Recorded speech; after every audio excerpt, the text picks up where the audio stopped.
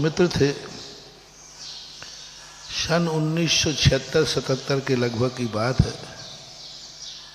आह्वान आई, सब लोग आहार देने गए। मैंने कहा मैं तो नहीं जाऊंगा, क्योंकि आहार देने जाएंगे और महाराज कोई ना कोई नियम पकड़ा देंगे, ये करो वो करो ये करो। अभी मैं क्या करूं इस अवस्था में, पढ़ाई अलग चल रही है, और मना करूं तो साधु का अपमान है, मना करूं तो अपमान है, और हाँ कह नहीं सकता इसलिए जाना ही नहीं। तो सब ने कहा षड्यंत्र रचा, झूठ बोल के ये महाराज नियम नहीं दिलाते। मैंने हो ही नहीं सकता। आचार्य महाराज की बात कर रहा हूं, विद्यासागर महाराज जी।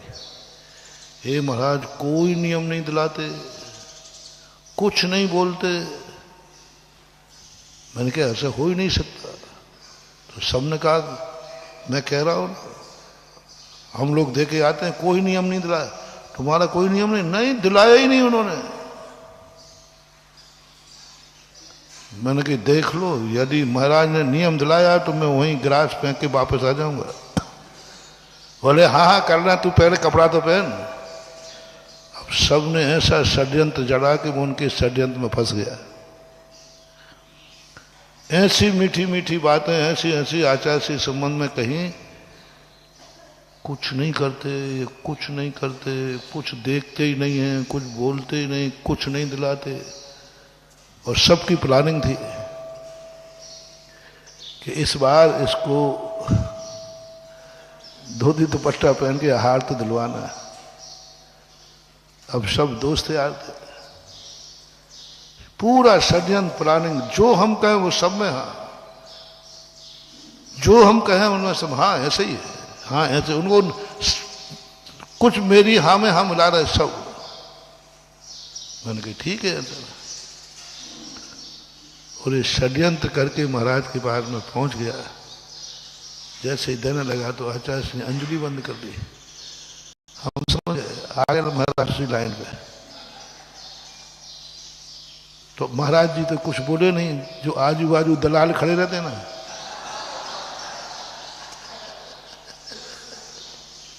आजू बाजू तो हो गया। महाराज जी ये कह रहे हैं कि तुम्हारा रात त्याग है कि नहीं। अब क्या करें, अब सबके सामने। अब देखो वो जो सारे लड़के थे वे सब खुश हो, फंस गया बेटा। अब इज्जत का सवाल है, अब इज्जत का सवाल है। यदि चौके से वापस लौटते हैं तो सवाल इज्जत का है, और नियम अपन को लेना नहीं। तो मैंने भी सोचा कि महाराज हार लेंगे नहीं, अपना बहाना हो जाएगा। ठीक है 8 दिन का त्याग है। मैंने कहा इतना बड़ा आचार्य, प्रतिमाधारी लाइन में खड़े, 50 लोग लाइन में खड़े हैं, बड़े बड़े प्रतिमाधारी। अपन से काय को लगे, तुरंत कहते हट यहाँ बाजू से। तो मुझे हटना नहीं पड़े, ये हटा देगा, जिससे हमें कहने हो जाएगा कि मैं थोड़ी हटा, तो महाराज नहीं हटाया। तो मन की आचार्य से तुरंत कहे बाजू से हो जा, हट जाए यहाँ। और उन्होंने तो जैसे ही 8 दिन कहे, वे आंखें आज भी आचार्य की दिखती हैं मुझे। वैसी आंखें मैंने आचार्य कभी नहीं देखी, और वो मुस्कान मैंने कभी दोबारा नहीं देखी। आचार्य इतने अच्छे से मुस्कुराए जैसे मैंने बहुत बड़ा महाव्रत धारण कर लिए हो। हाँ, जैसे मैंने कोई महाव्रत का श्रीफल चढ़ा दिया हो। आंखें अच्छी, अंजलि खोल दी। मैंने कहा इन्होंने तो अंजलि खोल दी। और 1 गिलास ले लिया, 2 ले लिया, 3 ले लिया, और सबसे 1-1 गिलास ले रहे थे। मेरे से 3 ले लिया। अब मुझे शर्म आने लगी कि मुझे तो आचार्य से हटा ही नहीं रहे। फिर वही दलाल आए, तू ही देता रहेगा क्या? तो मैं क्या करूं, महाराज ले रहे तो दे रहे, मैं क्या करूं? एक ने भैया तू साइड में हो जा, दूसरे के लगे लाइन में। मैं दूर जाकर खड़ा हो गया एक कोने में। मैं आचार्य को देख गया कि ये बहुत ऊंची किताब है। इतनी बड़ी दुकान में इतना सस्ता माल,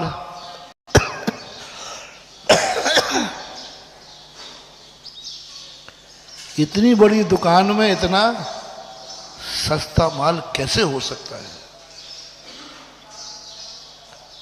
अब पता चलता है कि जो बहुत बड़े व्यापारी होते हैं वे बड़ा माल, जैसे टाटा प्लेन भी बनाता है तो टाटा सुई भी बनाता है। टाटा की सुई भी चलती बताते हैं। हाँ, अब बोलो इतना बड़ा लोग कहेंगे टाटा प्लेन बनाता है, जैक बनाता है, जेट बनाता है, उसके यहाँ कोई सुई लेने जाएगा? कोई मांगेगा कि टाटा की सुई दे दो? लेकिन ये होशियार व्यापारी का लक्षण होता है। होशियार व्यापारी कितना भी बड़ा होगा वो खुदरा सामान जरूर बेचेगा। कितना भी बड़ा होगा वो खुदरा व्यापार जरूर करेगा। और ये पॉलिसी होती अच्छे व्यापारी की। वे व्यापारियों के खाने को नहीं होता जो बड़े बड़े व्यापार करते हैं, और जिस दिन कहीं व्यापार बंद हो गया तो फिर सब्जी के पैसे नहीं होते। सब्जी का पैसा कहाँ से आता है? हाँ, अच्छा व्यापारी है मोटिवेशन। अच्छा व्यापारी है, कितने ही बड़े व्यापारी बन जाना, छोटा माल बेचना मत भूलना। ये अहंकार, ये क्या मामला है? इसमें हम क्यों दिमाग खराब करें? हम क्यों दिमाग खराब करें? मैं तो बहुत बड़ा व्यापारी हूं। मत करना। व्यापार एक नीति है। अर्थशास्त्रियों ने लिखा है कि अर्थ कमाने वाला व्यक्ति कितना भी बड़ा हो जाए वो मजदूरी करना ना भूले। कितना ही बड़ा राजा हो जाए लेकिन नंगे पैर चलना ना भूले। कितना ही बड़ा राजा हो जाए लेकिन कंडा और लकड़ी बीनना ना भूले।